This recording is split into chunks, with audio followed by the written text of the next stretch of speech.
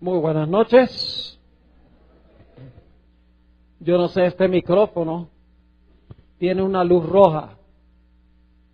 No sé si eso significará que la batería está por morirse.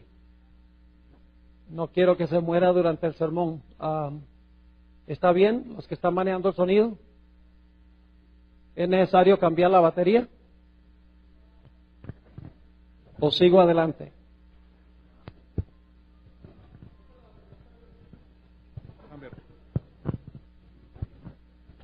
Me lo imaginé.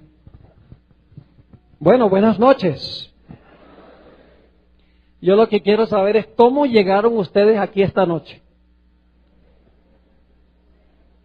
A lo mejor llegaron igual que nosotros, a pie.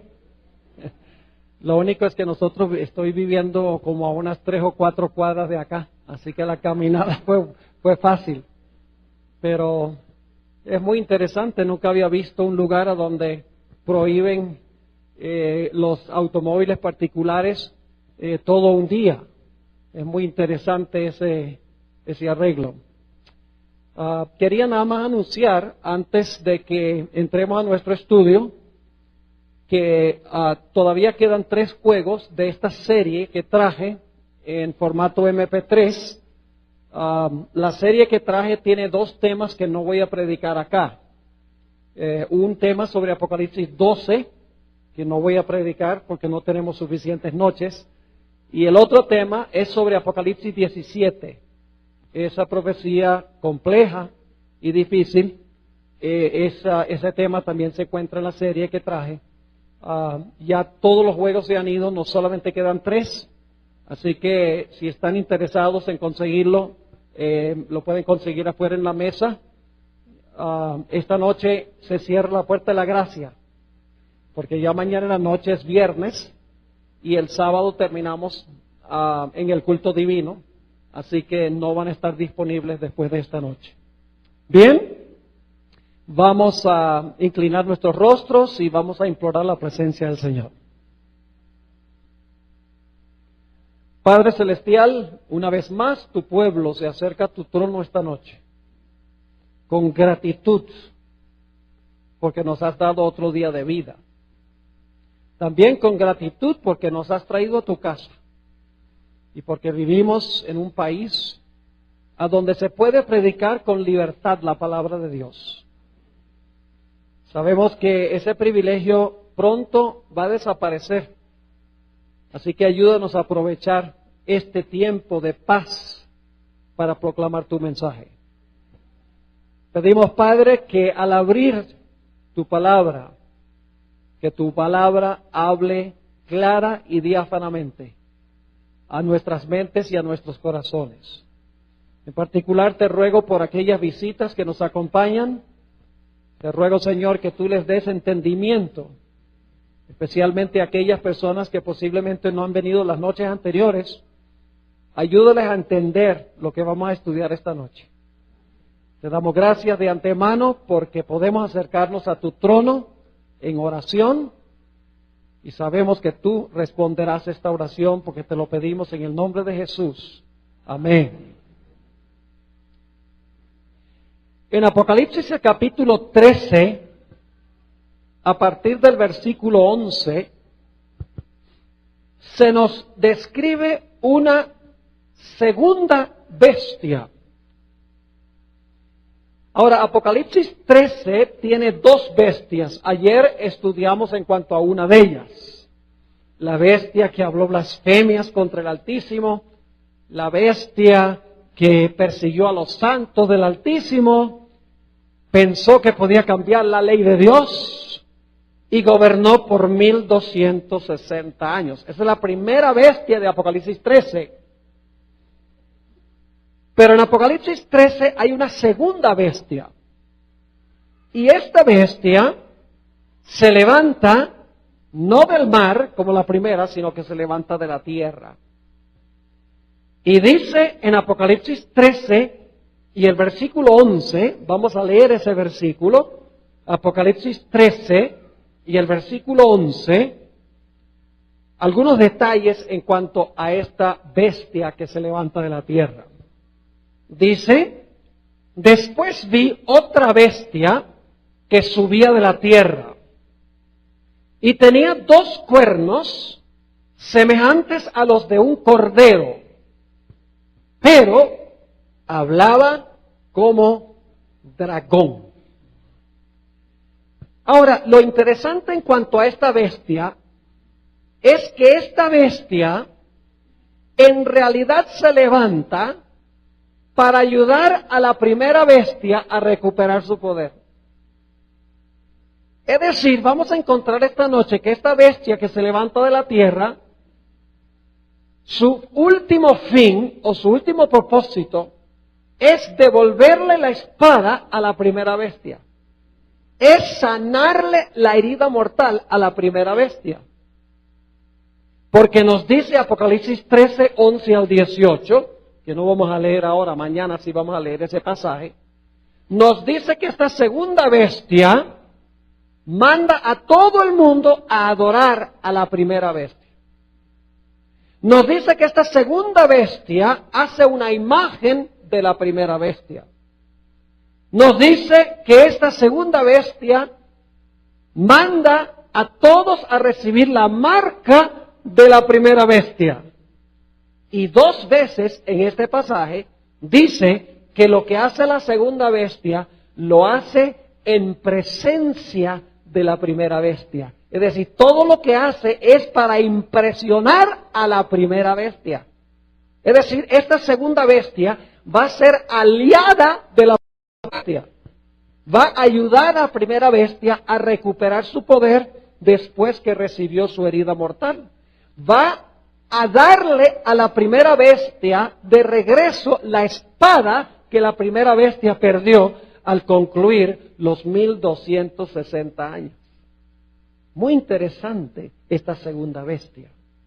Es decir, esta segunda bestia no pelea con la primera bestia, sino que esta segunda bestia se alía con la primera bestia para ayudarla. Qué interesante. Otra característica interesante en cuanto a esta segunda bestia es que esta bestia tiene una doble personalidad. Es una bestia de un carácter contradictorio. Inclusive yo le he dicho la bestia esquizofrénica. Porque la Biblia nos dice que esta bestia tiene 2 cuernos como de cordero, pero habla como un dragón. Y uno dice, ¿en qué se parece un cordero a un dragón? En nada. Y sin embargo, esta bestia única tiene 2 cuernos como de cordero, pero habla como un dragón. Ahora escuchen bien. No es que esta bestia tiene 2 cuernos como de cordero y se quiebran los cuernos y entonces empieza a hablar como un dragón. No. Habla como un dragón mientras tiene en su cabeza los 2 cuernos como de cordero. Es decir, profesa una cosa, pero en realidad es otra. Ahora, lo primero que queremos hacer es identificar a esta bestia. ¿Qué representa esta bestia? Lo primero que quiero mencionar es que en las profecías una bestia representa un reino o un imperio.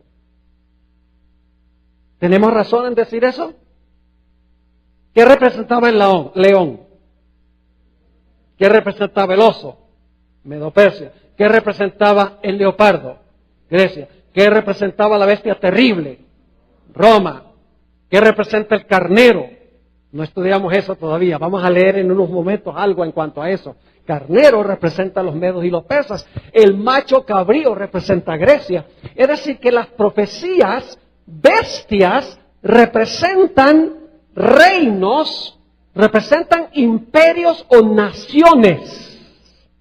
Lo cual significa que esta bestia tiene que ser una nación. Estamos buscando una nación. Esa es la primera característica. La segunda característica que nos va a ayudar a identificar esta bestia en la historia, es mirando la secuencia de reinos que hemos estudiado. Porque esta bestia aparece en cierto contexto histórico. Vamos a repasar. El león representa ¿qué reino? Babilonia. ¿Qué fechas gobernó el imperio de Babilonia o la nación de Babilonia? Desde el año 605 hasta el año 539 antes de Cristo. Después de eso se levanta el oso, que representa Medo-Persia. ¿Desde cuándo hasta cuándo gobernó Medo-Persia? Desde el 539 hasta el año 331 antes de Cristo. Luego tenemos el leopardo. El leopardo que representa ¿qué reino? Grecia. Y Grecia gobernó desde el año 331 antes de Cristo hasta el año 168 antes de Cristo. Y luego entonces se levanta para gobernar la bestia espantosa y terrible que el libro de Apocalipsis llama el dragón. ¿Y qué poder representa el dragón? ¿Qué nación? Representa la nación o el imperio romano. Y luego entonces, y eso nos lleva desde el 168 hasta el 476, después de Cristo. Y luego, ¿qué pasó con el imperio romano? A ese dragón salieron ¿qué? 10 cuernos. Es decir, que Roma se dividió.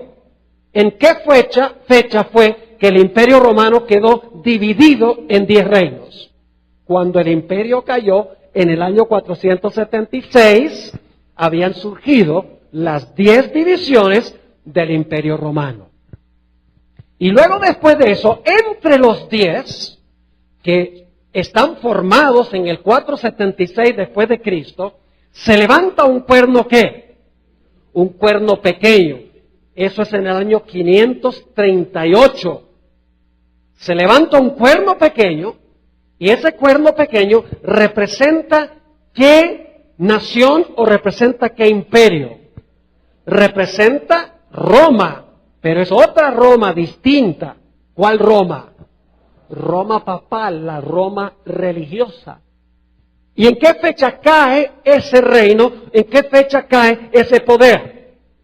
Ese poder cae en 1798. Ahora fíjense que no tenemos que adivinar cuando estudiamos las profecías.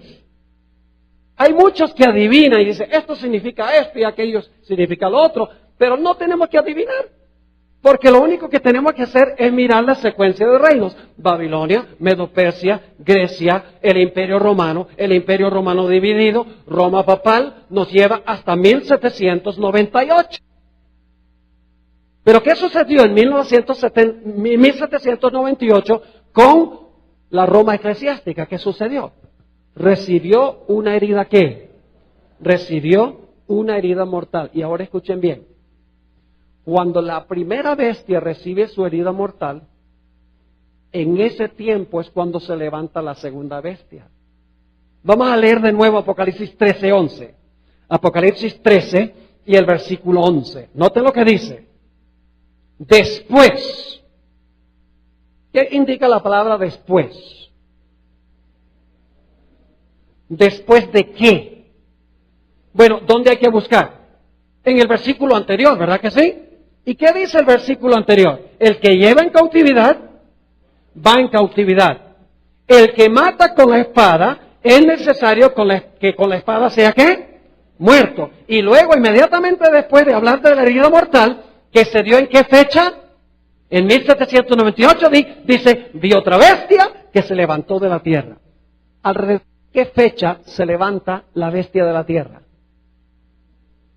A ver, díganme ustedes, ¿alrededor de qué fecha? Tiene que ser alrededor del año 1798 cuando cae la primera bestia, porque dice, después vi otra bestia. Inmediatamente después que la primera bestia recibe su herida mortal. Así que en primer lugar notamos que tiene que ser una nación, porque es una bestia. En segundo lugar, notamos que tiene que levantarse después de qué fecha. Tiene que levantarse después o alrededor de 1798. Ahora déjenme explicarles algo. Nosotros dimos fechas para estos imperios, pero no crean ustedes que que se puede decir que Babilonia se levantó en el año 605 a.C. por primera vez. No, hubo una secuencia de eventos antes, batallas, etcétera, que finalmente en el año 605 llevó a Babilonia a dominar el mundo.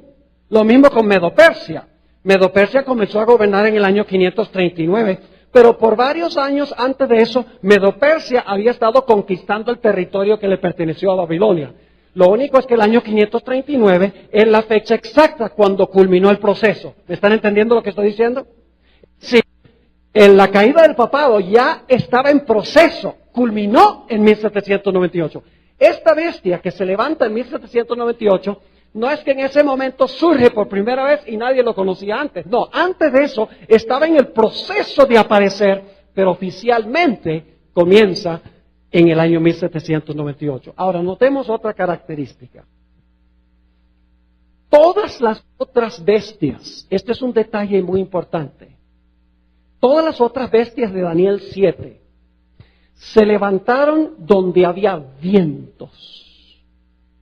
¿Sabe lo que representa en la Biblia vientos proféticamente? Representan guerras. Es decir, todas estas naciones anteriores guerrearon contra las naciones que les precedieron para cobrar el poder. Ustedes leen Daniel 7 y el versículo 2, dice que los 4 vientos combatían en el gran mar. Es decir, las primeras 4 bestias se levantan luchando en contra del reino anterior. El oso pelea con el león y toma el poder. El leopardo pelea con el oso y toma el poder. El dragón pelea contra el leopardo y le quita el poder. Es decir, que estas naciones, que representadas por las 4 bestias de Daniel 7, se levantan en medio de batallas y de guerras, peleando una con la otra. Pero esta bestia de Apocalipsis 13 no pelea con ninguna bestia anterior. Se levanta en un ambiente tranquilo, donde no hay vientos.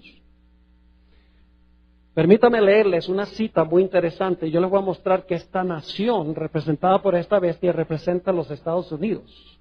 No hay duda alguna cuando miramos todas las características. Les quiero leer una cita de un periódico que se publicó en 1850 en Irlanda. El nombre del periódico es Dublin Nation, o la nación de Dublín. Y fíjense lo que dice este autor en cuanto a los Estados Unidos. Dice, un imperio americano está ascendiendo. Fíjense que la terminología es interesante. Un imperio americano está ¿qué? Ascendiendo. ¿De dónde? ¿Qué dice en cuanto a esta bestia que tenía cuernos como de cordero? ¿Se qué? Se levantaba de la tierra. Sigue diciendo, nosotros los isleños, porque Irlanda es una isla, nosotros los isleños no tenemos ni la menor idea de los eventos extraordinarios que en medio del silencio de la tierra están añadiendo diariamente al poder y el orgullo de esta nación gigantesca. Fíjense la terminología, ascendiendo. Y luego dice, en medio del silencio de la tierra, porque la bestia se levanta de la tierra, están añadiendo diariamente al poder y el orgullo de esta nación gigantesca.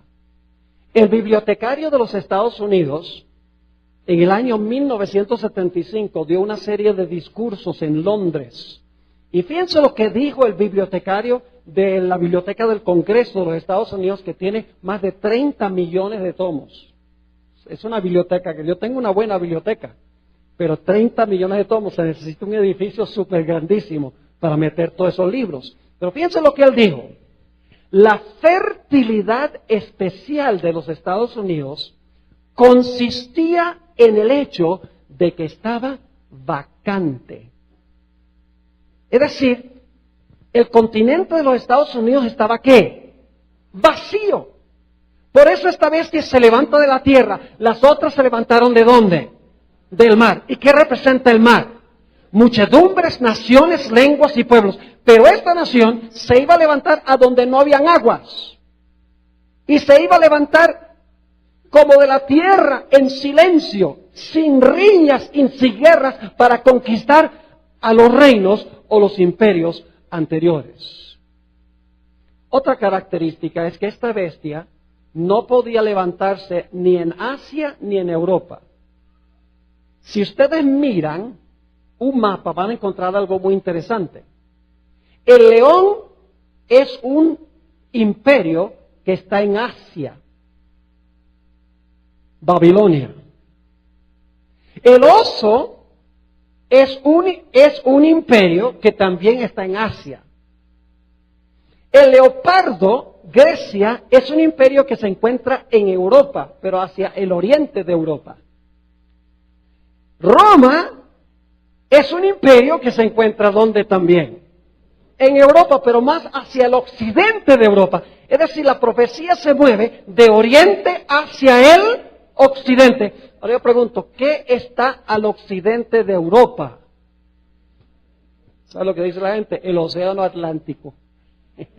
Pero no crean ustedes que en el océano Atlántico se levanta esta nación. Que está en el otro lado del océano Atlántico, más allá de las guerras y de las muchedumbres de Europa y de Asia. Miren un mapa, los Estados Unidos de América. Una o dos características más. Este poder tiene que ser contemporáneo con la primera bestia. Es decir, las dos bestias existen juntas, lado a lado. Pero la primera bestia es más vieja, porque gobernó 1260 años antes que se levantara este imperio. ¿Me están entendiendo lo que estoy diciendo? Es decir, están lado a lado, existen simultáneamente, pero la primera bestia es mucho mayor que esta bestia que se levanta de la tierra. Y como mencioné, esta segunda bestia se va a aliar con la primera bestia para... Una última característica es que esta segunda bestia tiene que convertirse en una superpotencia mundial. No es cualquier imperio, es un imperio de alcance y de influencia y poderío mundial. Y ustedes dicen, ¿cómo sabemos eso? Porque en Apocalipsis el capítulo 13 nos dice, en los versículos 11 al 18, y ustedes lo pueden leer, nos dice que por la influencia de esta nación se va a prohibir comprar y vender al que no reciba la marca de la bestia. Para eso tiene que tener poderío económico global. En segundo lugar, dice que va a mandar a todas las naciones a adorar a la primera bestia. Para eso tiene que tener tremendo poderío e influencia política. Y en tercer lugar dice que va a mandar a todos los moradores de la tierra que proclamen un decreto de muerte en contra del que no reciba la marca de la bestia. Eso significa que tiene que ser un poder que tiene poderío militar. Es decir, es una superpotencia global que tiene poderío económico, poderío militar y poderío político. ¿Saben ustedes? Cuando miramos el país de los Estados Unidos, es maravillosa la forma en que los Estados Unidos ha crecido de la nada. Déjenme darles algunas estadísticas. En 1701, todo lo que es ahora los Estados Unidos tenía 260,000 habitantes. ¿Cuántos habitantes tiene Kennedy? Yo creo que tiene más en el barrio Kennedy que lo que tenía todo el continente de Estados Unidos. En 1776, cuando se ratificó la Declaración de Independencia de los Estados Unidos, la población había aumentado a 2,8 millones de habitantes. En 1800, 24 años más tarde, había crecido hasta tener 5,236,000 habitantes. 100 años más tarde, en el año 1900, había crecido de 5 millones a 76,212,000. 50 años más tarde, entre 1900 y 1950, había aumentado de 76 millones a 151,325,000 habitantes. Y desde 1950 hasta 2009, que es la última estadística que tengo, los Estados Unidos creció en menos de 60 años de 151 millones de habitantes a más de 310 millones de habitantes. ¿Creció de la pequeñez? Claro que sí. Y llegó a ser un imperio, como dicen los historiadores. Así que hemos identificado que solamente una nación puede cuadrar con la descripción de esta profecía, por las características. No hay otra. Díganme ustedes a dónde más vamos a buscar. No hay. Todas las características cuadran con los Estados Unidos de América. Ahora, volvamos otra vez a hablar del hecho de que esta nación se representa con una bestia. Algunos podrán decir, bueno, pastor, los adventistas son los que creen que bestias representan reinos. Pero saben que yo he leído muchos libros y la mayoría de los intérpretes de las profecías dicen que bestias representan imperios o reinos. Permítanme leerles una cita de un comentarista famoso, Adam Clark, quien dijo lo siguiente en cuanto a esta bestia que se levanta de la tierra. Dice, ya que hemos demostrado que una bestia representa un reino o un imperio, el ascenso de esta segunda bestia debe representar el ascenso de otro imperio. ¿Ven qué consistente es? Dice, hemos demostrado que el león, el oso, el leopardo y el dragón representan imperios o reinos. Dice, por lo tanto, esta bestia que se levanta de la tierra también debe ser un imperio o también debe ser un reino. Pero ahora necesitamos preguntarnos esto. Esta bestia es una, pero tiene dos cuernos. ¿Cómo de qué? De cordero. Ahora tenemos que preguntarnos, ¿qué representan cuernos en las profecías? Permítame leerles otra vez de Adam Clark, y luego vamos a ir a la Biblia. Adam Clark, este comentarista, dice lo siguiente en cuanto a lo que representan cuernos. Dice, así como la bestia con 7 cabezas tenía 10 cuernos, y estos cuernos representan los muchos reinos que se aliaron para apoyar a la iglesia latina. ¿Saben cuál es la iglesia latina, verdad? Roma papal. Así como los 10 cuernos representan las naciones que se aliaron con Roma papal, dice, de la misma manera, los 2 cuernos que tiene esta bestia que se levanta de la tierra deben representar 2 reinos. Pues si los cuernos de una bestia representan reinos en una parte de Apocalipsis, este símbolo también debe representar reinos cuando se usa en forma similar en otras partes del mismo libro. ¿Está entendiendo lo que está diciendo? Consistente. Dice, si decimos que los 10 cuernos en la cabeza del dragón esos cuernos son 10 reinos, entonces los 2 cuernos en la cabeza de esta bestia que se levanta de la tierra también deben representar ¿qué cosa? Reinos. Y ustedes dicen, pero pastor, por un momentico, usted acaba de decir que esta bestia representa una nación o un imperio, y ahora está diciendo que los cuernos representan reinos. ¿Cómo entendemos eso? Una nación, 2 reinos. El mejor paralelo que tenemos en la Biblia está en Daniel 8.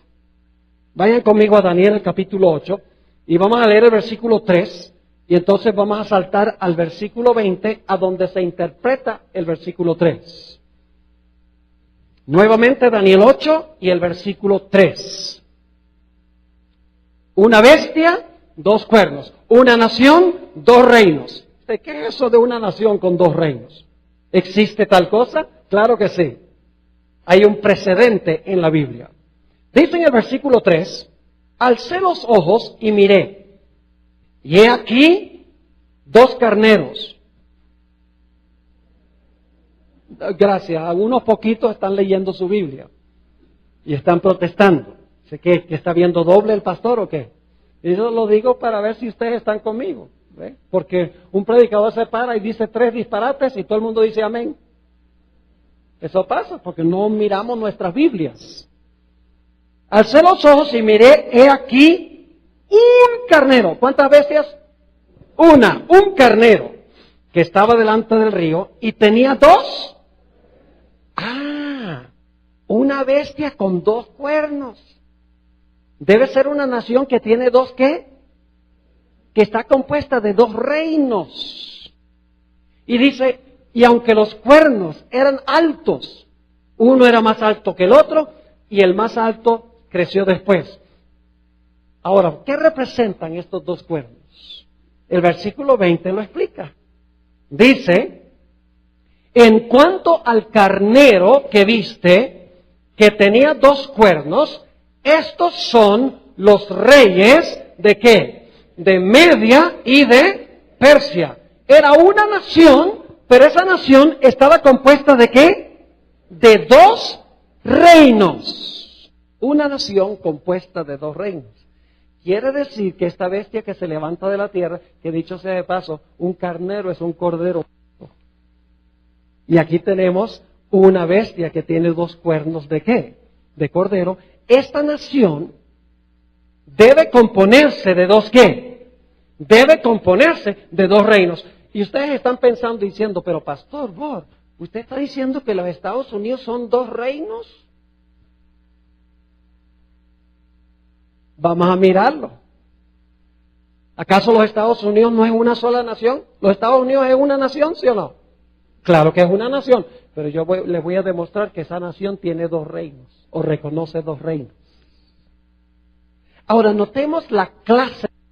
¿Saben que esta es la única vez en las profecías a donde se identifica la clase de reinos que representan los cuernos? Dice que son dos cuernos como de ¿qué? Como de cordero. Ahora escuchen bien. La palabra cordero se usa 29 veces en Apocalipsis. Y en todas las veces que aparece la palabra cordero, se refiere a Cristo Jesús. Sin excepción. Cada vez que aparece la palabra cordero en Apocalipsis, se refiere a Cristo Jesús. Es decir, que estos dos cuernos deben conllevar alguna relación con ¿quién? Deben conllevar alguna relación con Cristo. Deben ser los dos reinos que reconoció ¿quién? Los dos reinos que reconoció Jesús. Porque el cordero representa ¿a quién? A Cristo. Los cuernos representan ¿qué? Reinos. Son los dos reinos que reconoció ¿quién? Los dos reinos que reconoció Jesús. Una nación que tiene los dos reinos que reconoció Jesús. Ahora la pregunta clave es, ¿cuáles son los dos reinos que reconoció Jesús? ¿Sí me están entendiendo y siguiendo, sí o no? Permítanme leerles una cita muy interesante en el Conflicto de los Siglos, página 495. Escuchen lo que dice Elena White. Los cuernos como de cordero y la voz del dragón, del símbolo, indican una extraña contradicción. ¿Captaron lo que está diciendo? Los cuernos como de cordero, pero la voz del dragón demuestran una ¿qué? Una extraña contradicción entre lo que profesa ser y lo que practica la nación así representada. Yo pregunto, ¿los dos cuernos como de cordero son el lado positivo de esta bestia? ¿Tiene esta bestia un lado positivo? Lo que profesa, sí, pero ¿tiene un lado negativo también? Claro que sí. Ahora, la pregunta clave es, ¿cuáles son los dos reinos que reconoció Cristo Jesús? Ustedes ya saben la respuesta, porque lo hemos estudiado. Por eso estudiamos antes los eventos finales de Jesús. Pero vamos a repasar. Mateo 22 y el versículo 15. Mateo el capítulo 22 y el versículo 15. Recuerden, esta bestia representa una ¿qué? Una nación. Esa nación tiene dos ¿qué? Dos reinos. Y como son cuernos como de cordero, el cordero representa a Jesús, y por lo tanto son los dos reinos que reconoció el Cordero de Dios, los dos reinos que reconoció Jesús. ¿Está claro? Ahora noten lo que dice Mateo 22, 15. Entonces se fueron los fariseos y consultaron cómo sorprenderle en alguna palabra.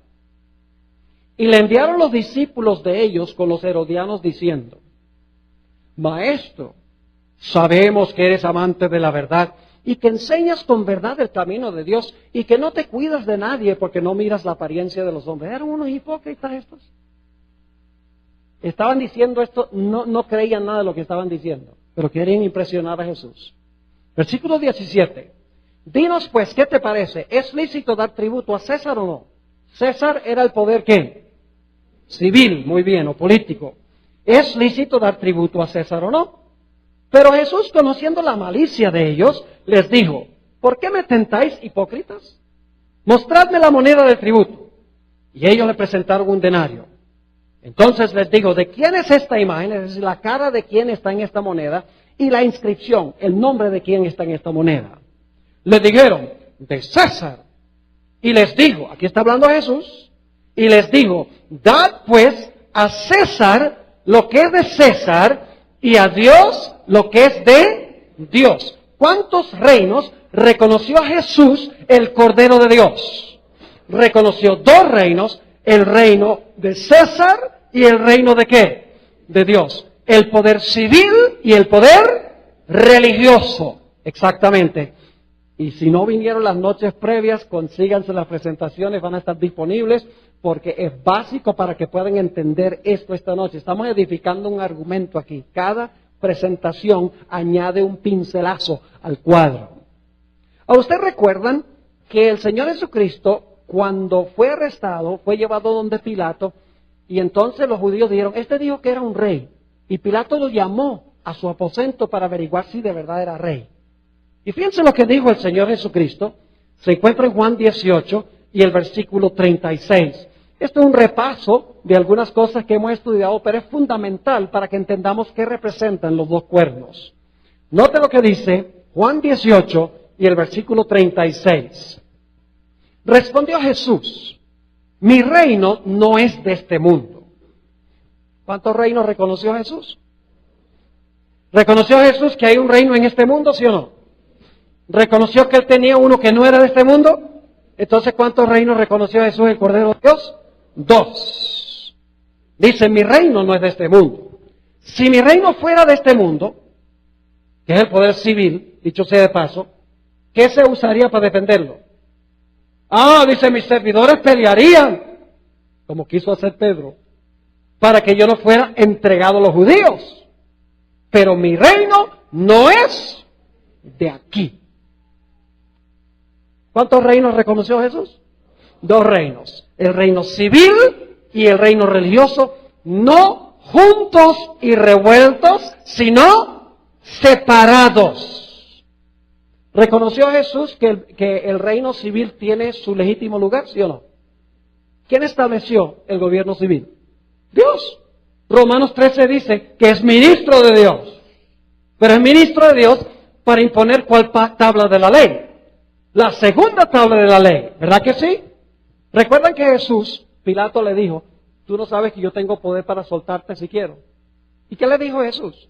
Le dijo, tú no tendrías ningún poder para soltarme, al menos que te hubiese sido dado de arriba. ¿Reconoció Jesús que Pilato había recibido el derecho a gobernar de Dios? Claro que sí. Jesús reconoció 2 reinos, el reino civil y el reino religioso. Y saben que Pilato también lo reconoció. Fíjense que en el imperio romano, ¿cuántos reinos había según Jesús? En el único imperio romano habían 2. Estaba el reino de César y estaba el reino de ¿qué? De Dios en el mismo imperio. ¿Me están entendiendo lo que estoy diciendo? En el mismo imperio estaban los 2. Porque Jesús estaba estableciendo su reino religioso y César estaba gobernando sobre el gobierno civil. En Roma estaban presentes los 2 reinos, pero debían estar ¿qué? Separados. ¿Saben que Pilato reconoció la idea de los 2 reinos? Note lo que dice Juan el capítulo 18 y el versículo 31, la última parte, dice, entonces les dijo Pilatos, tomadle vosotros y juzgadle según ¿qué? Según vuestra ley. ¿Cuántas leyes reconoció Pilato?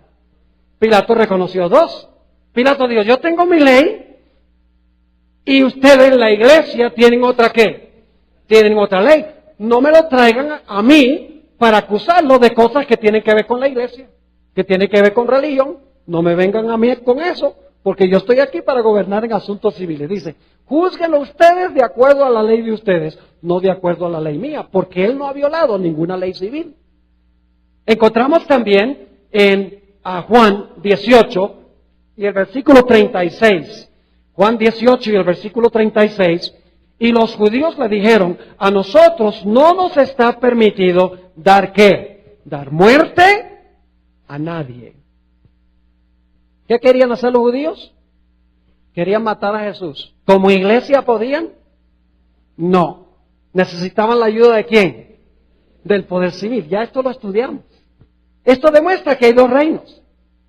Hay el reino religioso, que es la iglesia judía, apóstata, dicho sea de paso, con gente sincera adentro y sacerdotes sinceros adentro, que luego salen cuando Jesús hace el llamado, cuando los apóstoles hacen el llamado, la gente sale y se integra a la iglesia cristiana.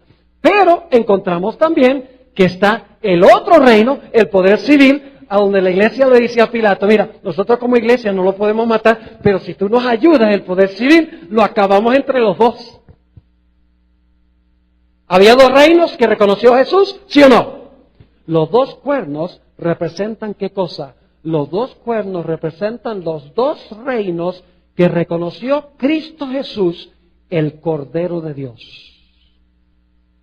Ahora permítame leerles una cita del Conflicto de los Siglos, página 493, y permítame decirles algo en cuanto a la escritora, y no digo autora, sino escritora del Conflicto de los Siglos. Se le ha dado un mal nombre al N.G. de White, tanto fuera de la iglesia como algunos dentro de la iglesia. Pero yo he encontrado que los que más critican a la hermana White, o no han leído casi nada de lo que ha escrito, o leen lo que ella escribió con el fin de criticar. Y aquellos que caen en esas dos categorías nunca van a ser bendecidos por lo que ella escribió. Yo he leído miles de páginas que ella escribió y las he estudiado a la luz de la Biblia. Las he escudriñado y examinado. Las he puesto a prueba. Y me quedo maravillado de cómo esta mujer con 2 años y medio de educación primaria conocía estas cosas de una forma tan cabal y clara y sencilla. Yo no creo que ella ya se haya sentado a estudiar estas cosas como yo lo he hecho. Sencillamente Dios le reveló que este era el significado de estos símbolos. Ahora, fíjense lo que digo en cuanto a esta bestia.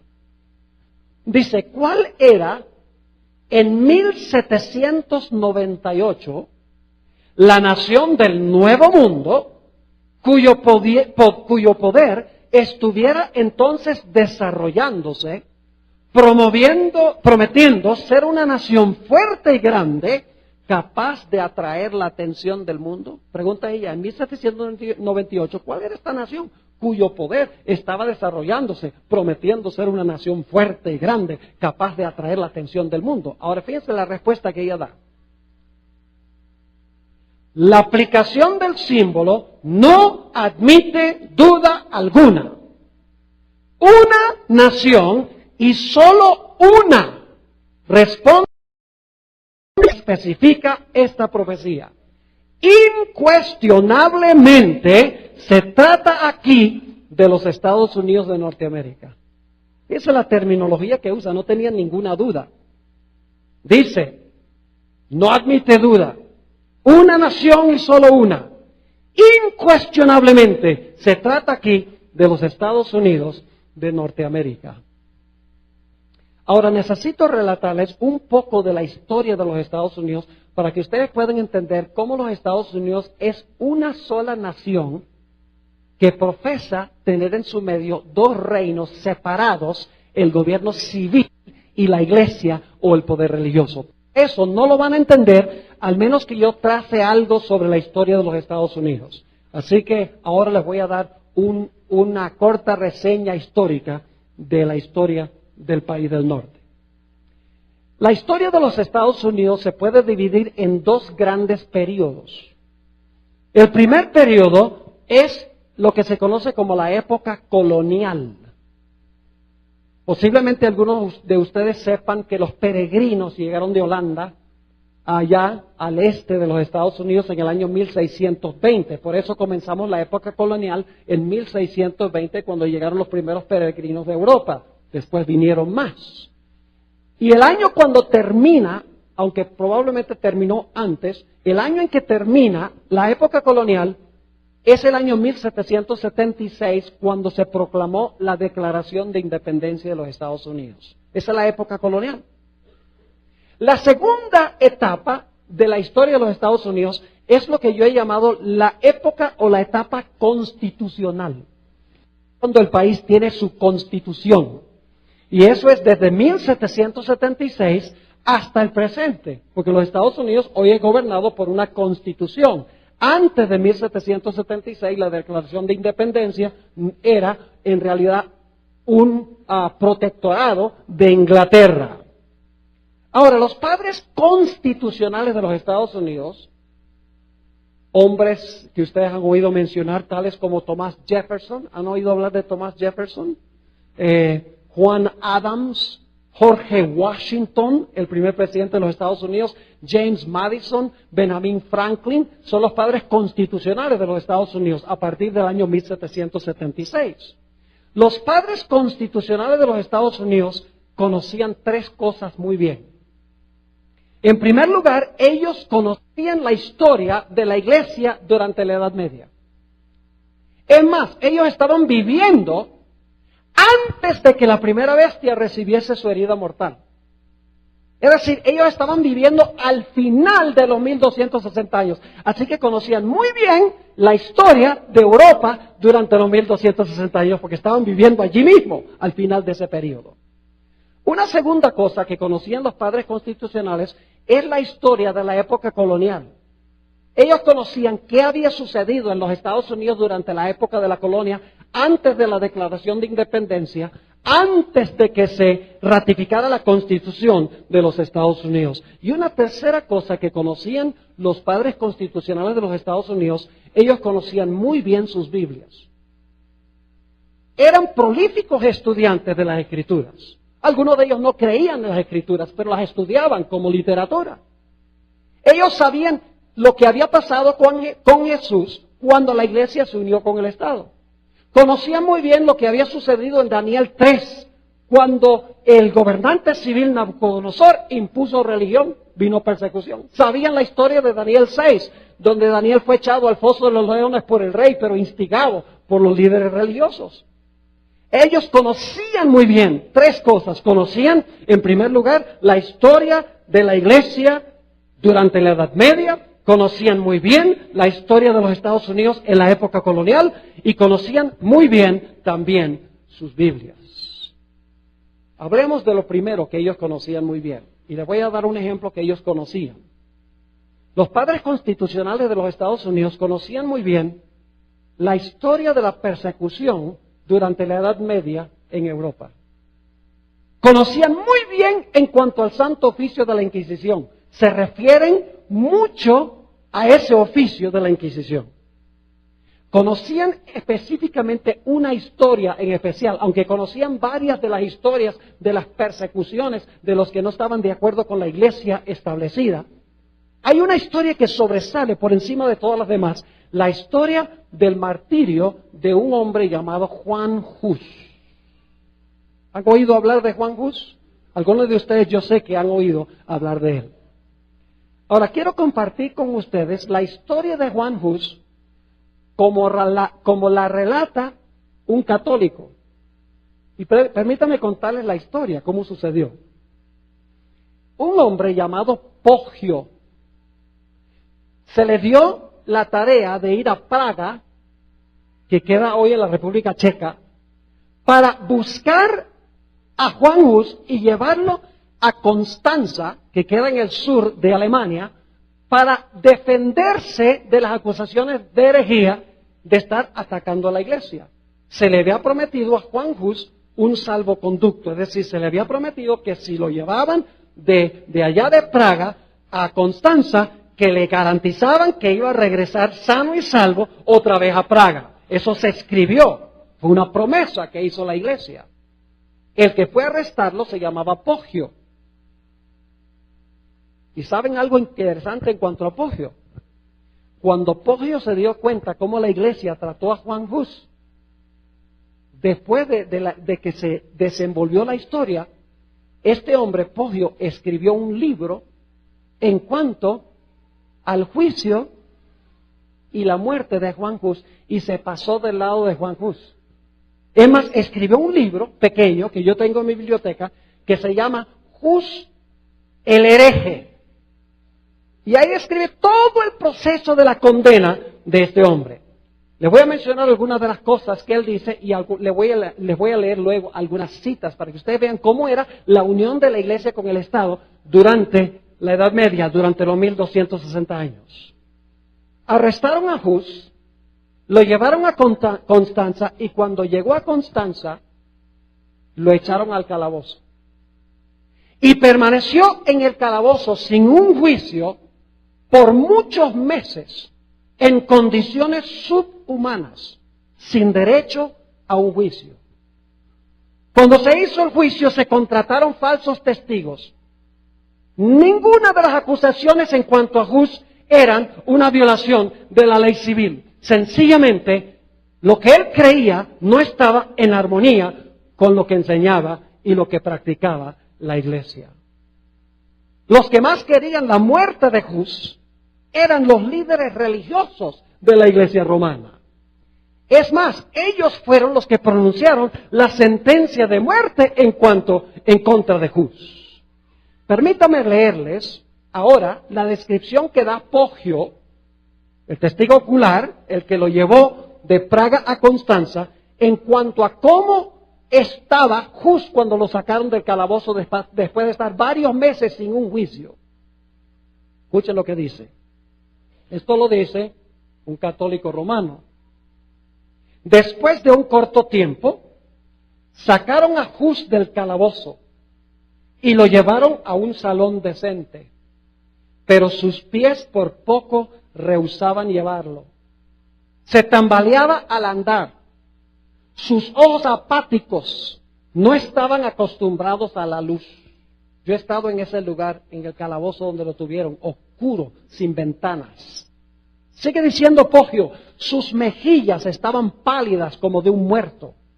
Los dientes que le quedaban estaban flojos, ya que 11 de ellos se le habían caído debido a la humedad de su prisión. Las uñas de sus dedos estaban terriblemente largas porque no había podido morderlas por varias semanas. Claro, no tenía dientes, ¿cómo los iba a morder?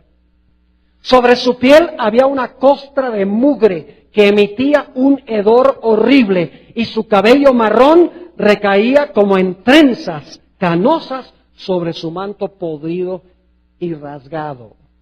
Sus zapatos se habían podrido sobre sus pies y su camisa se había desvanecido.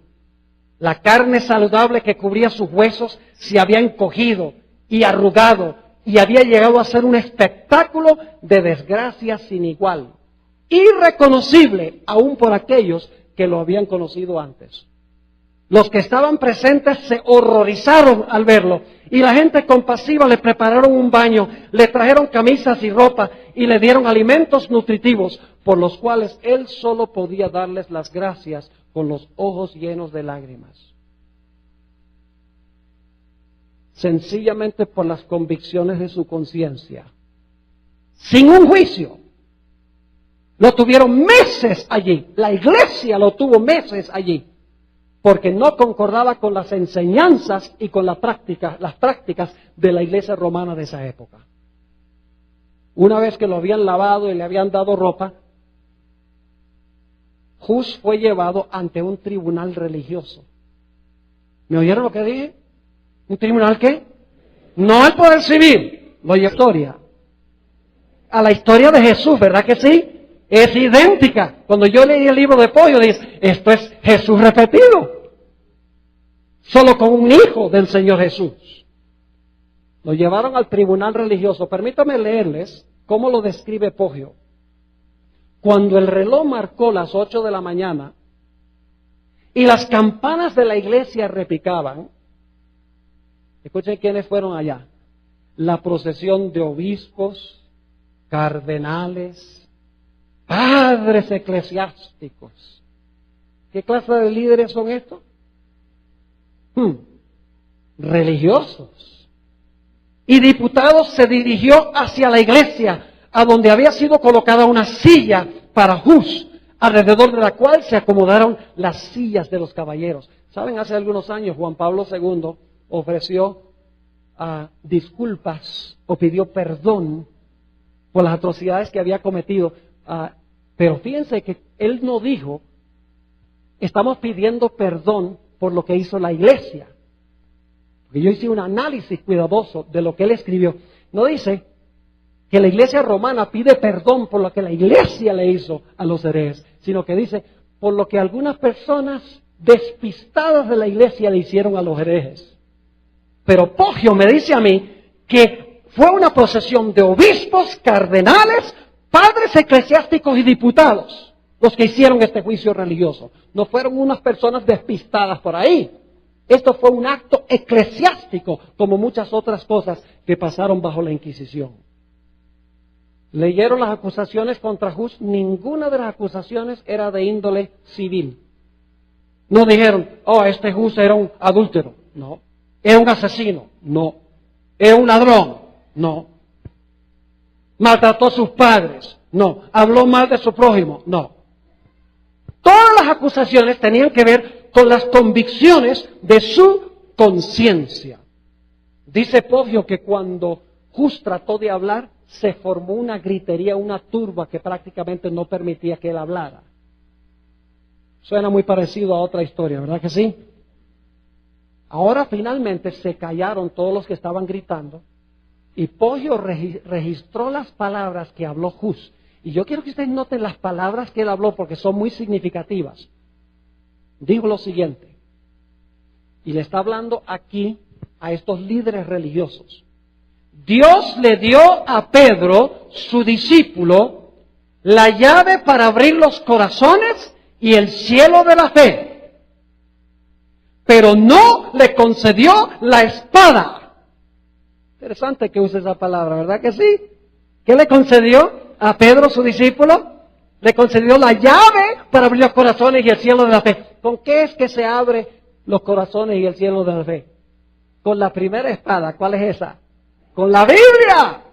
Dice, pero no le concedió la espada para matar así como ustedes matan a todos aquellos que evaden y rechazan sus doctrinas mundanas. Finalmente terminó el juicio religioso, se tomó un voto. Interesante que 31 votos de los que estaban presentes dijeron que no era culpable de nada. 11 votos fueron de personas que dijeron es culpable y el castigo debería ser la excomunión. Pero 45 de los presentes votaron que por las convicciones de su conciencia debía ser exterminado y quemado en la hoguera. Y la mayoría ganó. ¿Saben a dónde lo llevaron después de hacer el juicio religioso? Al emperador. Porque como iglesia ellos no podían ejecutar la sentencia de muerte. Así que fueron al emperador Sigismundo, el que había firmado que iba a poder venir a Constanza y regresar otra vez a su tierra, sano y salvo. Lo llevaron delante del emperador porque necesitaban el visto bueno del emperador para ratificar la condena de la iglesia.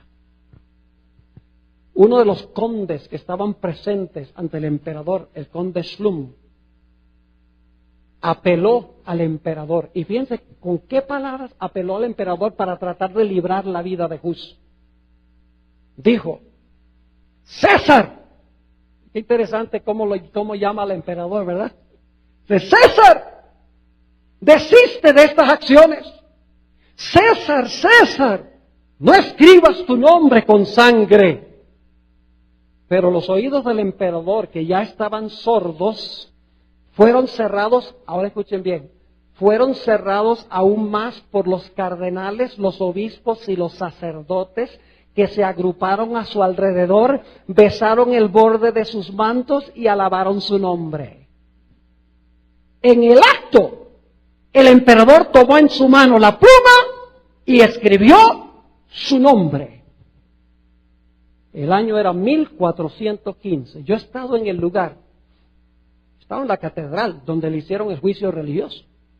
He estado personalmente en el lugar de una piedra grande que dice 1415, a donde pusieron una estaca, amarraron a Hus con cadenas, lo rodearon de leña, encendieron la leña y lo quemaron vivo por las convicciones de su conciencia. ¿En qué difiere esta historia de lo que pasó con Jesús? Absolutamente en nada. Demuestra lo que sucedió durante los 1260 años. Dice que el cuerno iba a perseguir a los santos del Altísimo. Y eso es exactamente lo que sucedió. No se puede borrar de la historia. La historia es absolutamente clara. Y los padres constitucionales de los Estados Unidos conocían esta historia de la Edad Media. Y dijeron, esta nueva nación que vamos a empezar ahora va a ser muy diferente que lo que fue en la Edad Media. Porque conocían lo que había pasado allá. Pero los padres constitucionales también conocían la historia de la época de la colonia, como yo mencioné. Saben que es una etapa de la historia de los Estados Unidos que pocas personas conocen. Permítame compartir con ustedes algo en cuanto a la época colonial. ¿Saben ustedes que en la época colonial de los Estados Unidos, los que vinieron de Europa vinieron buscando libertad? Todos pertenecían a la misma iglesia, todos eran puritanos. Protestaron contra la iglesia de Inglaterra, que hoy es la iglesia anglicana, y querían irse para purificar a la iglesia, que buscando libertad de conciencia, vinieron al territorio de los Estados Unidos y cuando llegaron acá, le negaron la libertad a todo el que no estaba de acuerdo con ellos. Se trajeron las malas costumbres. ¿Saben ustedes que en la época colonial en los Estados Unidos, ateos judíos, bautistas y cuáqueros se les quitaban sus derechos civiles porque no eran miembros de la iglesia establecida de la colonia? En la época colonial, en varias de las colonias, había leyes dominicales, donde usted se le obligaba a ir a la iglesia el domingo. El poder civil decía, tiene que ir a la iglesia el domingo, porque los ministros le decían al poder civil que tenían que implementar esas leyes. Si usted no iba a la iglesia el domingo, si usted no era cristiano, si era ateo, si era judío que iba a la iglesia el sábado, lo que sea, y no iba a la iglesia, le ponían primero penas leves, como por ejemplo multas. Si seguía insistiendo en no ir, era más serio. Lo echaban a la cárcel, le confiscaban los bienes. Y en 3 de las 13 colonias había inclusive una ley que decía que si una persona seguía rebelde y no asistía a la iglesia el domingo, se le podía ejecutar la sentencia de muerte. En la época colonial de la historia de los Estados Unidos de América, los padres constitucionales de los Estados Unidos se conocían esta historia. Muy bien se la conocían. También la gente le daba los diezmos al gobierno y el gobierno pagaba a los ministros. ¡Qué interesante! Y todo el mundo tenía que devolver diezmos, no importaba que fuera un ateo, que fuera un judío, todo el mundo tenía que pagar sus impuestos al gobierno, y entonces el gobierno le pagaba a todos los ministros, pero solamente a los ministros de la iglesia establecida de la colonia. Si usted quería ocupar un puesto político en la época colonial, si quería ser gobernador o quería ser alcalde, usted no podía ocupar ningún puesto político, al menos que usted fuera miembro de la iglesia de la colonia. Si usted era de otra religión, no podía ocupar un puesto político. Su religión determinaba si podía ejercer una posición política. Y saben, los cuáqueros especialmente odiaban a los cuáqueros. Un presidente de los Estados Unidos fue cuáquero, que es Richard Nixon, en los años 60. Odiaban a los cuáqueros. Y cuando desterraban de una colonia a un cuáquero, y el cuáquero regresaba y lo agarraban, le cortaban una oreja. Nada más por ser cuáquero, por ser de otra religión. Se iba, y claro, quería ver a su familia, y otra vez venía así calladito. Y si lo descubrían, le cortaban la segunda oreja. Y si regresaba por tercera vez, lo ejecutaban. en la época colonial de los Estados Unidos de América. Es decir, los padres constitucionales conocían esta historia de la Edad Media y la historia de la época colonial. Permítame leerles del Conflicto de los Siglos, página 337, Conflicto de los Siglos 337. Dice ella lo siguiente: los colonos acordaron que solamente los miembros de la Iglesia tendrían voz en el gobierno civil. Imagínense ustedes que en Colombia el gobierno dijera, nadie que no sea católico no puede votar. Así era. O nadie que no sea católico puede ocupar un puesto político en el gobierno. Dice ella, los colonos acordaron que solamente los miembros de la Iglesia tendrían voz en el gobierno civil. Se estableció una especie de iglesia estatal, en la cual todos debían contribuir para el sostén del ministerio. Y los magistrados del poder civil, los magistrados tenían amplios poderes para suprimir la herejía. De esta manera, el poder secular quedaba en manos de la Iglesia. Y no se hizo esperar mucho el resultado inevitable de semejantes medidas, la persecución. En la misma página dice ella, y sin embargo, aunque eran honrados y temerosos de Dios, los peregrinos no comprendieron el gran principio de la libertad religiosa, ni los peregrinos. Y aquella libertad por cuya consecución se impusieron tantos sacrificios, no estuvieron dispuestos de concederla a otros. Hicieron grandes sacrificios para tener libertad de conciencia y luego entonces se la negaron a todos los demás que no estaban de acuerdo con ellos. Lo mismo que la Edad Media, porque se trajeron sus malas costumbres de Europa. Y los padres constitucionales conocían esta historia y dijeron, en esta nación que vamos a establecer no va a ser así. No va a ser ni como en la época de la colonia y no va a ser así como el tiempo de la Edad Media. Permítame relatarles nada más una corta historia de la época colonial. No sé si han oído alguna vez hablar de Rogelio Williams. Posiblemente no. Un individuo que vino de Inglaterra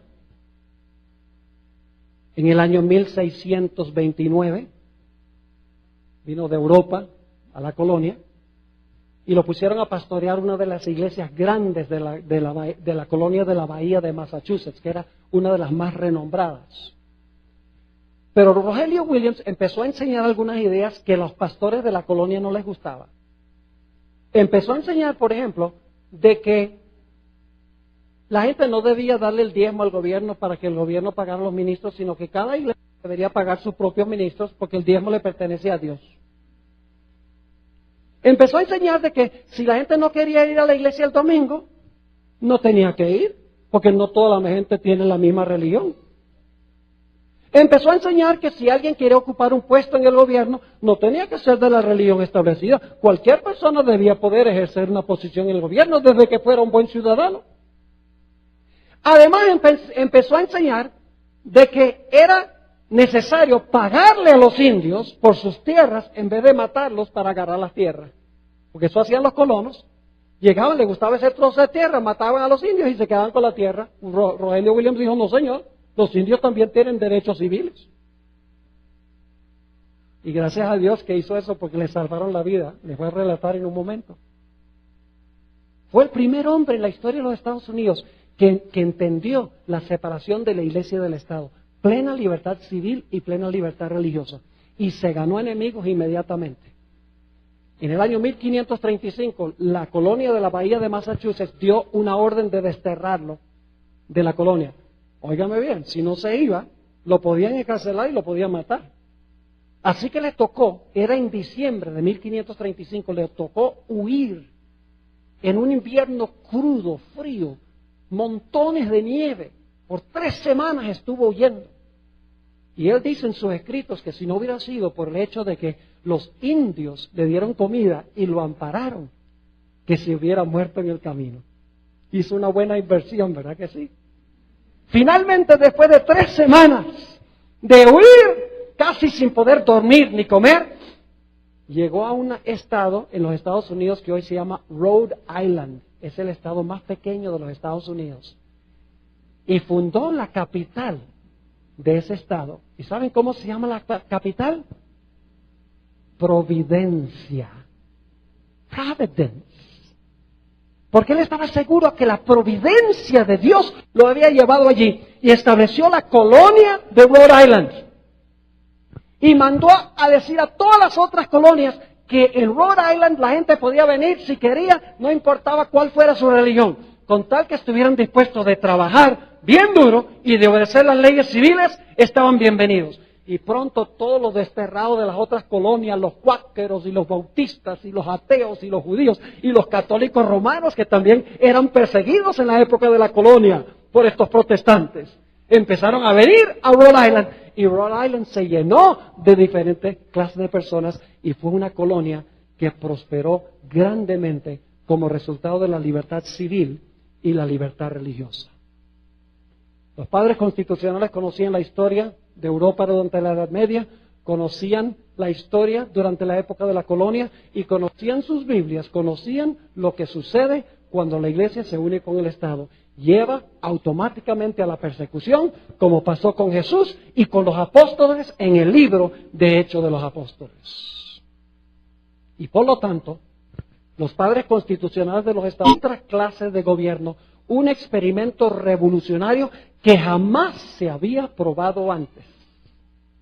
Así fue que en 1776 escribieron y ratificaron la Declaración de Independencia de los Estados Unidos. Y entre las declaraciones, en la Declaración de Independencia se encuentra el derecho a la vida, a la libertad y a la búsqueda de la felicidad. Y luego en 1787 se ratificó la Constitución de los Estados Unidos, que básicamente la Constitución manda que haya un gobierno del pueblo, para el pueblo y por el pueblo. Permítame explicarles un poquito mejor para que puedan entender cómo es esto. En la Edad Media, ¿quién era el que mandaba en asuntos civiles? ¿El rey o el emperador? Si el emperador decía salta, tú decías ¿cuán alto? Pero obedecía lo que decía el emperador en asuntos civiles, o si no perdía la cabeza. En asuntos religiosos, ¿quién gobernaba? ¿Quién era el gobernante absoluto? El Papa. Lo que decía el Papa era. Y usaba el poder civil para lograr sus propósitos. Es decir, todo el poder civil y religioso fluía de arriba hacia abajo. Pero los fundadores de los Estados Unidos, los fundadores constitucionales, decidieron establecer un sistema de gobierno donde todo el poder fluía de abajo hacia arriba. Donde el pueblo se gobernara a sí mismo a través de sus representantes, a través de la legislatura, a través del Congreso. Donde todo el poder fluía del pueblo hacia arriba y no de líderes absolutos hacia abajo. Permítame leerles una cita que encontramos en el Conflicto de los Siglos, página 494. Dicho sea de paso, Elena G. de White nació solamente 29 años después de la herida mortal. Estaba viviendo poco después de los 1260 años, la que escribió lo que voy a leer ahora. Escuchen lo que dice. Entre los primeros expatriados cristianos que huyeron a América, en busca, ahora escuchen con cuidado, ¿por qué huyeron a América? Dice, en busca de asilo contra la opresión real. ¿Con qué poder tendría que ver eso? Poder civil. Y la intolerancia sacerdotal, ¿con qué reino tiene que ver eso? Religioso. Hubo muchos que resolvieron establecer un gobierno sobre el amplio fundamento de la libertad civil y religiosa. ¿Cuántos cuernos eran? ¿Cuántos reinos? El poder civil y el poder ¿qué? Fíjense cómo ella describe esto. Sigue diciendo, sus convicciones hallaron cabida en la Declaración de la Independencia, que hace resaltar la gran verdad de que todos los hombres son creados iguales y poseen derechos inalienables, es decir, que nadie le puede quitar, a la vida, a la libertad y a la búsqueda de la felicidad. Y la Constitución garantiza al pueblo el derecho de gobernarse a sí mismo y establece que los representantes elegidos por el voto popular promulguen las leyes y las hagan cumplir. Además, fue otorgada la libertad religiosa y a cada cual se le permitió adorar a Dios según los dictados de su conciencia. Y luego dice, el republicanismo nada tiene que ver con el Partido Republicano. Republicanismo es un estilo de gobierno que es república. El republicanismo, que tiene que ver con el gobierno civil, y el protestantismo, que tiene que ver con el poder religioso, vinieron a ser los principios fundamentales de la nación. ¿Cuántos principios tenía la nación? 2. Uno tenía que ver con el poder ¿qué? Civil, y el otro tenía que ver con el poder ¿qué? Religioso. Libertad civil y libertad religiosa. Separación de iglesia del Estado. Ahora, la última parte de la cita es muy interesante. Estos principios son el secreto de su poder y de su prosperidad. El secreto del poder y prosperidad de los Estados Unidos no está en su armamento, no está en su riqueza, no está en el número de habitantes, no está en el tamaño de su territorio. El secreto de su poder y prosperidad se encuentra en los principios sobre el cual fue fundado. ¿Qué sucedería si algún día esta nación que tiene estos dos principios escogería repudiarlos? ¿Llevaría a la qué? A la apostasía nacional, y la apostasía nacional llevaría a la qué? A la ruina nacional. ¿Han oído esa expresión en el Espíritu de Profecía? La apostasía nacional lleva a la ruina nacional. No es porque otro país va a atacar a los Estados Unidos militarmente y lo va a acabar. No, lo que va a acabar a los Estados Unidos es que se va a volcar en contra de sus propios principios. Los principios sobre los cuales fue fundamentado el país.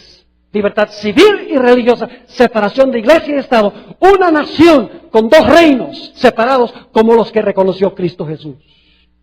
La página 495 dice, los fundadores de la nación procuraron con acierto que la iglesia no pudiera hacer uso del poder civil, con los consabidos e inevitables resultados, la intolerancia y la persecución.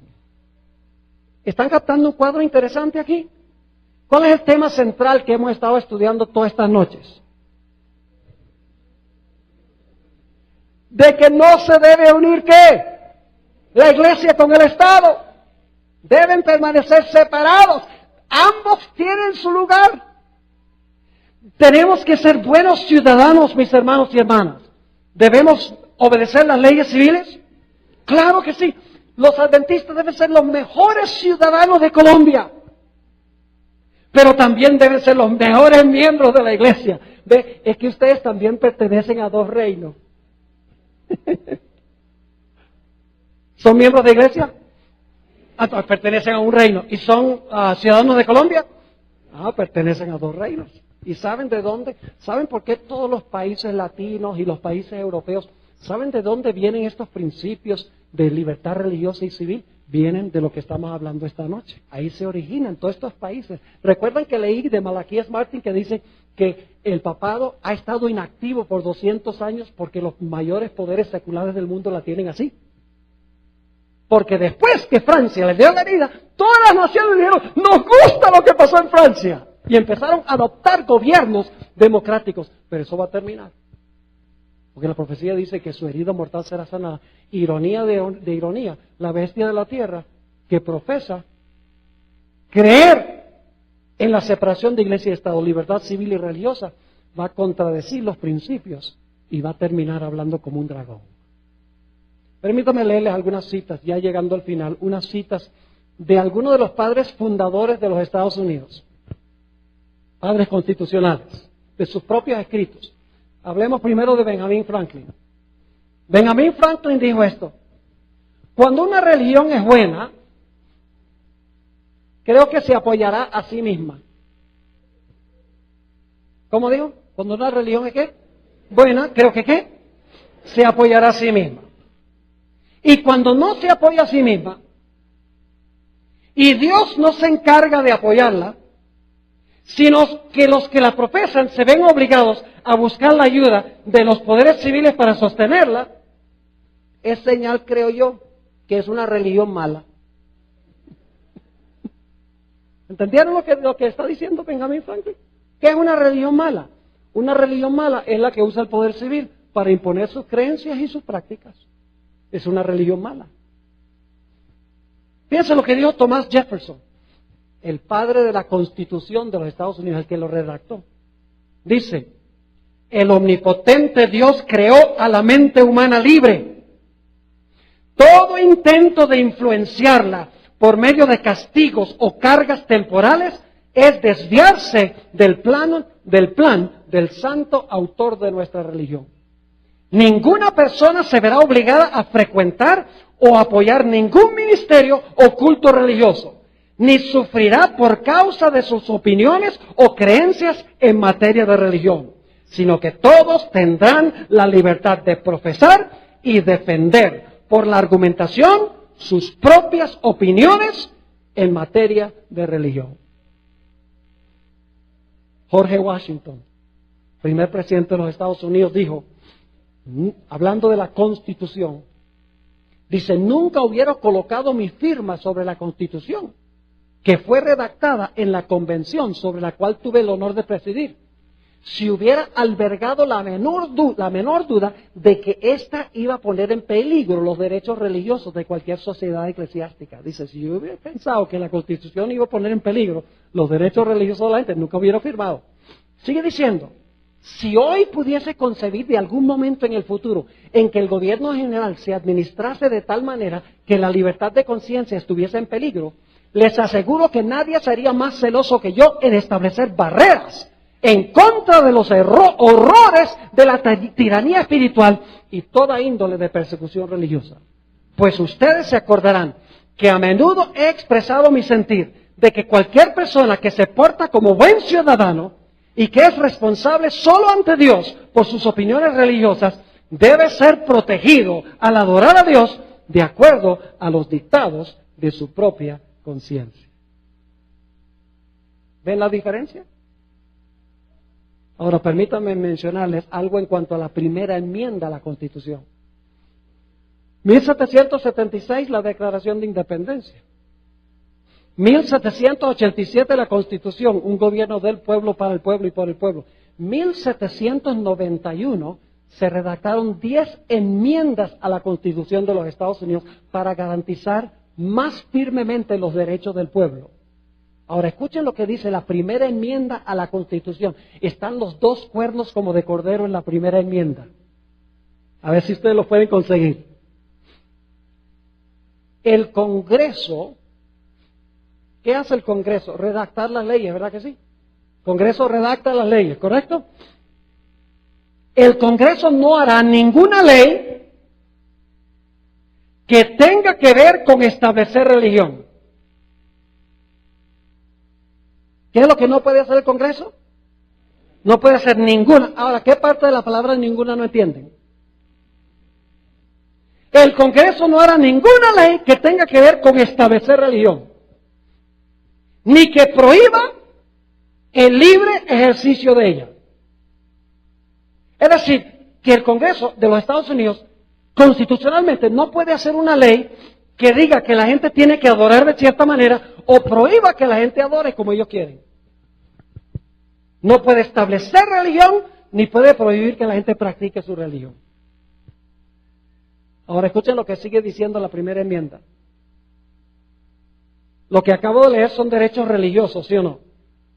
El Congreso no hará ninguna ley que tenga que ver con establecer religión ni que prohíba el libre ejercicio de ella. Pero ahora escuchen cómo sigue la primera enmienda. Dice, ni que coarte la libertad de expresión. ¿Es un derecho civil eso? Claro que sí. Ni la libertad de prensa. ¿Es un derecho civil eso? Sí. Ni el derecho que tiene el pueblo de reunirse pacíficamente. ¿Es un derecho civil? y de pedirle al gobierno que se le haga justicia. ¿Es un derecho civil?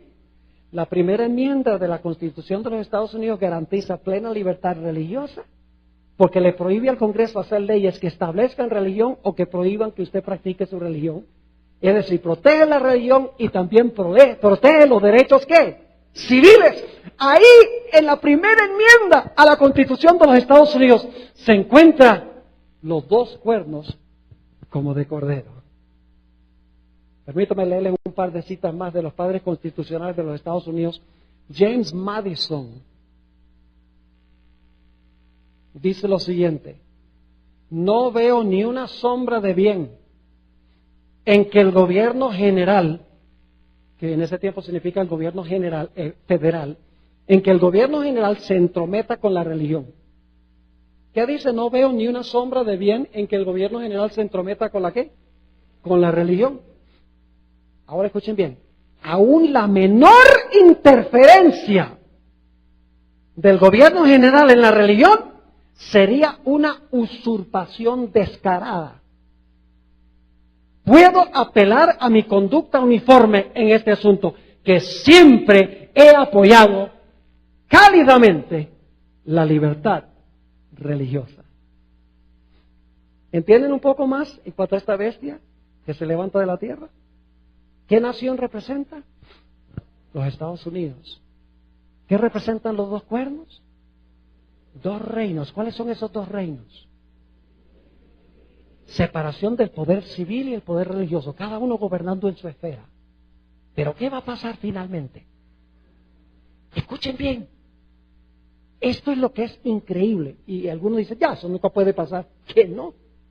Mañana voy a compartir con ustedes cosas que están pasando impresionantes en los Estados Unidos de América. Ahora mismo, mientras estoy hablando. Pero si ese es el país de la libertad, todo el mundo se quiere ir para allá. Claro, los de Bogotá no, porque aquí se vive muy bien. Pero gente de todo el mundo quiere ir allá, porque hay libertad. Libertad de cultos. Allá los musulmanes tienen mezquitas por todas partes. Los judíos tienen sinagogas. Los cristianos católicos tienen sus templos, nadie los persigue. Los protestantes tienen también sus iglesias, nadie tira piedras, nadie grita, nadie dice viva la Virgen. Cada uno puede adorar a Dios como quiera. Y también están las leyes civiles, pero funciona separado. ¿Saben lo que va a pasar? Los Estados Unidos no va a eliminar la primera enmienda a la Constitución.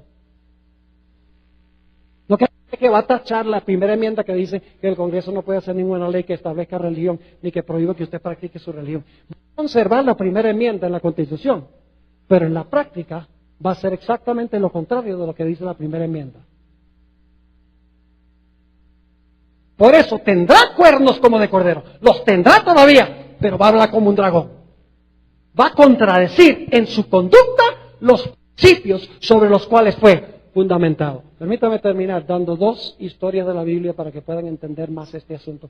Las primeras dos cláusulas de la primera enmienda, que el gobierno civil no puede establecer ninguna observancia religiosa, ni puede prohibir que usted practique su religión. Hay dos historias bíblicas que ilustran estas dos cláusulas que se encuentran en la primera enmienda. La primera historia se encuentra en Daniel 3, y lo voy a hacer rápidamente. El rey Nabucodonosor, el gobernante civil, dio una ley religiosa, ¿sí o no? Dice que edificó una gigantesca imagen y mandó a todos a que adoraran la imagen. Y cualquiera que no adore la imagen, muertecito quemado en la hoguera, quemados en el horno de fuego. Yo pregunto, ¿el poder civil estaba estableciendo religión? Sí, señor. Entonces, todos tienen que adorar así. ¿Y qué vino como resultado de violar ese principio de que el poder civil no puede establecer religión? ¿Qué vino como resultado? La persecución. Inevitablemente, cuando el poder civil se mete en la religión, viene persecución, tarde o temprano. A veces se demora, pero tarde o temprano llega. Y los 3 jóvenes decidieron ¿qué? ¿Hacer qué cosa? Ser fieles a Dios. Yo pregunto, ¿va a llegar el momento en que nosotros tendremos que tomar esa decisión? Sí, Señor. Así que mejor nos vamos consagrando al Señor ahora en tiempo de prosperidad, porque tiempos difíciles vienen. Cuando tendremos a riesgo de nuestra vida, tendremos que pararnos por Dios. Ahora, ¿qué hizo Dios con esos 3 jóvenes? La Biblia nos dice que Jesús mismo entró al horno y los libró. ¿Qué le estaba tratando de enseñar Dios a Nabucodonosor? Que él no tenía ningún derecho a ¿qué? A mandar que se adorara de cierta manera. ¿Nabucodonosor entendió lo que Dios estaba enseñando? No. ¿Sabe lo que dijo después de esto? Dijo, ay del que no respete al Dios de Daniel. Que le vamos a cortar la cabeza, le vamos a demoler la casa y le vamos a confiscar todo lo que tiene. Yo pregunto, ¿tenía derecho el rey de decir eso? No, porque eso es meter religión. No entendió lo que Dios le estaba tratando de enseñar. Ahora, en Daniel 6 tenemos la otra historia, pero esa es una historia similar, pero diferente.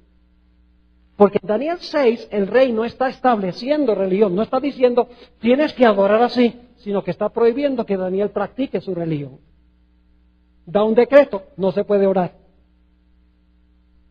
¿Ven la diferencia? Es decir, el rey Nabucodonosor está estableciendo religión, mientras que Darío está prohibiendo que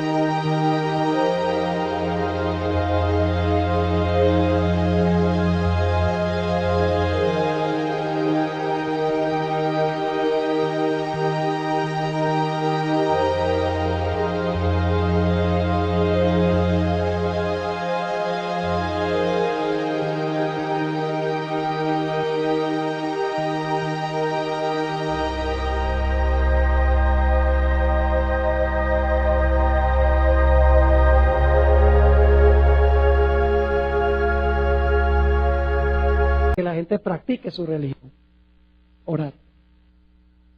¿Y qué pasó cuando Daniel decidió ser fiel a Dios y no obedecer la ley civil? La ley ilegítima civil. ¿Vino qué cosa? Persecución. Inevitablemente cuando el poder civil hace alguna ley que establezca o que prohíba la religión, viene persecución. Y saben que Darío tampoco entendió lo que Dios le estaba diciendo. Porque después de esto él dice, ahora yo mando a todo el mundo que tiemble ante el Dios de Daniel. ¿Desde cuándo el poder civil puede mandar a la gente a temblar delante de Dios? Es un deber que le debo a Dios. El poder civil no me puede decir que yo tiemble ante Dios. Ahora escuchen bien, termino con esto. La Iglesia Adventista cree, y la Biblia enseña, que en los Estados Unidos de América se va a proclamar, contrario a la primera enmienda de la Constitución, se va a proclamar una ley de que todos tienen que guardar el domingo como día de reposo. Se va a hacer una ley en el Congreso de los Estados Unidos que va a decir todo el mundo tiene que guardar el domingo, y eso va a ser instigado por las iglesias. La iglesia romana, que dice que el domingo es la señal de su poder y autoridad, y los protestantes que han seguido en su estela guardando el domingo. Viene, acuérdense de mí, de que esta ley viene, y yo creo que viene durante nuestra vida, no estoy poniendo fecha, pero lo que está pasando en el mundo es impresionante. Va a ser una ley que diga que todo el mundo tiene que guardar el domingo, pero ¿saben qué más va a hacer? Va a dar una ley que prohíbe que la gente guarde el sábado. Va a establecer religión y va a prohibir que usted practique su religión. Yo pregunto, ¿sería esa una contradicción de la primera enmienda a la Constitución de los Estados Unidos? Sería una contradicción flagrante. Pero precisamente por eso en Apocalipsis 13 dice, que esta bestia tiene 2 cuernos como de cordero, mansa, humilde, profesando garantizar libertad civil y religiosa, y luego se va a voltear y va a hacer leyes que prohíban el libre ejercicio de la religión y que va a imponer esta observancia religiosa. El tema central de lo que hemos estado estudiando es que debemos mantener separados los asuntos de la iglesia y los asuntos del Estado. Los gobernantes civiles del mundo necesitan saber lo que yo estoy presentando esta noche. La gente necesita saberlo, porque si no lo saben, algún día van a ir.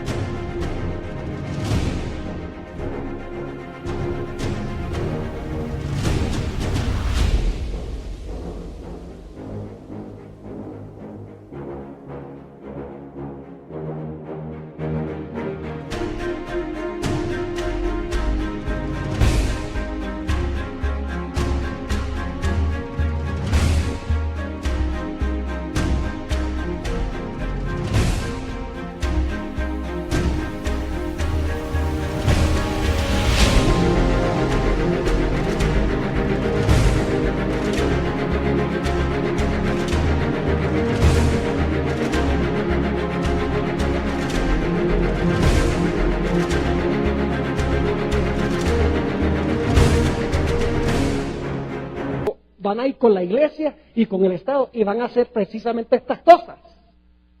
El mundo necesita conocer estas cosas, porque si no las conoce, últimamente terminará adorando a la bestia y su imagen y recibiendo la marca. Dios quiera que ninguno de nosotros estemos en esa categoría. Dios nos llama a salir de cualquier sistema a donde no se adora a Dios, como dice la Biblia. Y nos dice que debemos mantenernos separados de los asuntos civiles cuando se trata de religión. ¿Les quedó claro lo que estudiamos esta noche? Gloria a Dios. Mañana en la noche vamos a estudiar, Dios mediante, el tema, la imagen de la bestia. Y vamos a tocar también el punto de lo que es la marca de la bestia. Bien, vamos a orar. Padre Celestial, te damos gracias porque en tu palabra nos has dejado tan claramente este asunto, para que en estos días y en los días venideros no tengamos dudas en cuanto a cuál es nuestra responsabilidad. Sin embargo, Padre, el mundo no sabe nada de esto. Son solo un manojo de personas que conocen esto. Y el destino de muchos en el mundo depende de conocer estas cosas. Ayúdanos, Padre, a ser esos instrumentos que tú usas para compartir este mensaje, para que la gente pueda salir e integrarse a tu pueblo, que guarda los mandamientos de Dios y tiene la fe de Jesús.